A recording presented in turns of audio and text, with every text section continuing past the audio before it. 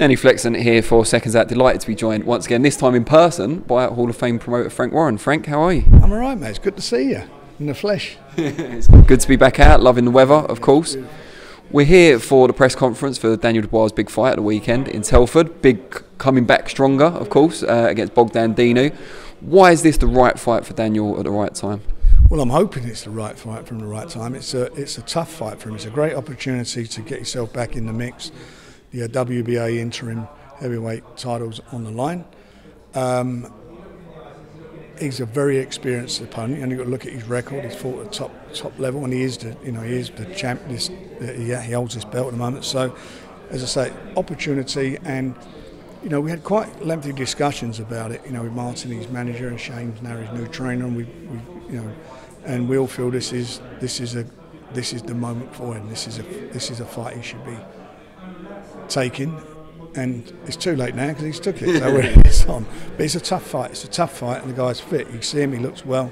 It's not going to be it's not going to be easy for him. But I feel this is a way back for him. I think it gets him back to the position which we all felt he would be in at this stage of his career, anyway. Now, given it's his first fight back since that painful defeat to Joe Joyce, what are you looking to see from Daniel in this fight? What boxes are you looking for him to tick? Well, I'm looking at. There were a lot of detractors after the fight. The way the fight ended. He's got a lot of pressure on him to prove them wrong, and obviously there are a lot of people who applied more common sense to what they see and see that what he did was the right thing, just the same as what Kell Brooks did against Spence. His fight ended exactly the same way. So, I want to see him coming out. What I want to see a bit more from him is a bit more heavy, a bit of head movement. We know he can punch. We know he's got a great jab, but I think he was just impaired from very early on in that fight by his eye, because Joe done a fantastic, brilliant job with his jab in completely closing the eye, which is and obviously the damage that it inflicted to him. But I want to see him just come out and show his confidence is still there. And this guy's going to. He's going to test him. He's going to test him big time. You mentioned Joe there, and Daniel's been talking this week about potentially down the line a rematch with Joe Joyce. What's the latest on Joe and Usyk and the WBO? Is Usyk going to fight Joshua now? I've got no idea. I mean, they had 10 days. They had 10 days to do the deal. If they can't agree terms, it goes to purse bids. I actually think that's coming up fairly soon now. If he vacates the title, then Joe will go in for to fight for the vacant title against Usyk. If Usyk fights Joshua, then Joe becomes the mandatory challenger to the winner of that fight. What do you expect Joshua and his team to do? Do you think they'll try and avoid Usyk? Is it a tough challenge and a tough sell, maybe? I don't know. I don't know. So much stuff you're hearing behind the scenes, and at the end of the day, the only one who's going to answer that is Anthony Joshua. It was a problem all the way through, which we found out only was about 10 days ago, that that Usyk's teams had sent a letter before action to everybody saying that if the fight was to, WBO and people involved in it were to go ahead with the unification between him and Tyson, they would be suing everybody. And we weren't made aware of that, but obviously it's come out now. So, situation is really clear. That he fights him or he doesn't, and I'm sure. I think he will, but having said that, it depends what happens. With Matchroom, they've got one fight left, so I understand contractually. Matchroom have left DAZN now. Sky, gone to DAZN. Yeah, probably Freudian slip. They've left Sky, and they're going to announce that DAZN thing. And I think they've got.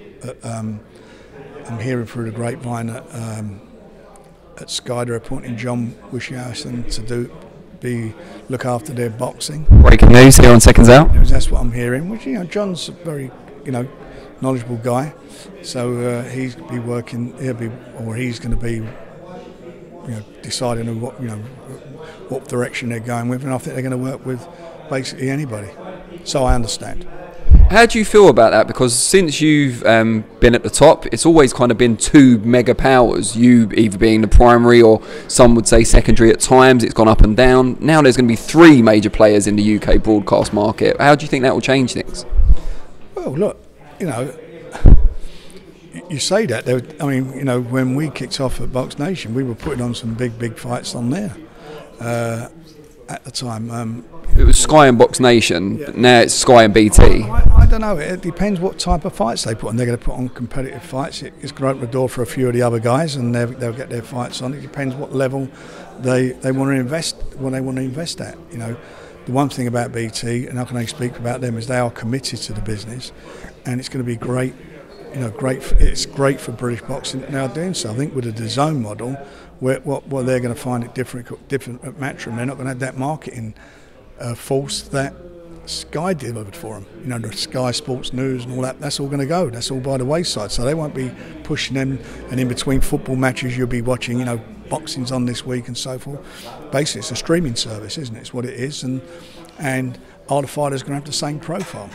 I don't know, but they'll get on with their business. They'll do what they've got to do. You know, the owner of DAZN's obviously Salim Blavnik. He's a very, very wealthy man, and he sees something in boxing, which is great, and it's great for the sport. I mean, I know they've invested fortunes in it, and they've lost fortunes, big monies. And let's hope he still has the appetite to move forward, which is great for boxing. As regarding Sky have got basically a blank piece of paper now that they're going to work on, and we'll see where that goes. All I care about is what we do, and what we do at BT, when we continue to do, is deliver big fights. And for the last 3 years, on the satellite stations, we've delivered the highest ranked show for 3 years running.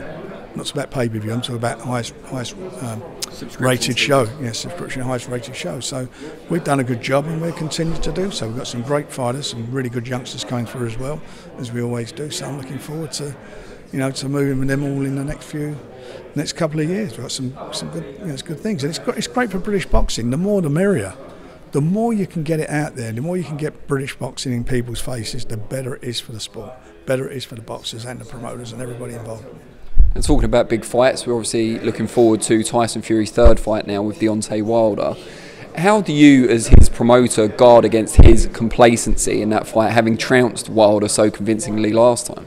I just don't think Tyson's the type of guy who is complacent. I don't think he's a complacent guy. I think, you know, at the end of the day, Tyson knows what he's got to do. He can't afford to slip up. He don't want it to be a potential banana skin.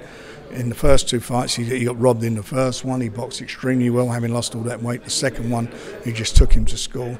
And I hope that's going to be the case in the second one too. You know, I think Wilder's got it all to do. He's the one who's got to deal with, you know, probably one of the best movers in heavyweight boxing in God knows how many years.